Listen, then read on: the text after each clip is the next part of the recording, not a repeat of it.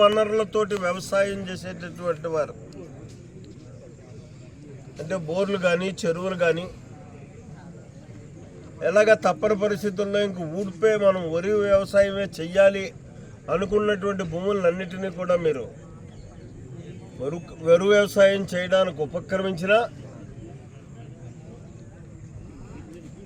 ఈ తాళ్ళూరు లిఫ్ట్ మీద మాత్రం ఈ సీజన్కి ఆధారపడి మాత్రం ఈ నీరు వస్తుందనే ఆశతోటి ఏ ఒక్కరూ కూడా వరి వ్యవసాయం చెయ్యొద్దు అని చెప్పేసి రైతాంగ సోదరులు మాత్రం వాళ్ళ శ్రేయస్సు దృష్ట్యా నేను మనవి చేసుకుంటున్నాను. ఎందుకంటే సుమారు 25-30 వేలు అయిపోతుంది ఎకరానికి పెట్టుబడి.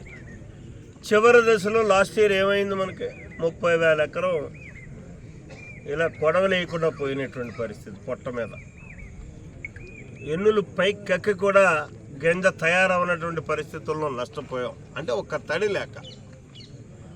అదే పరిస్థితులు ఇవాళ వాతావరణ నిపుణులు చెప్తున్నారు వర్షాలు ఎక్కువగా ఉంటాయని చెప్పేసరి.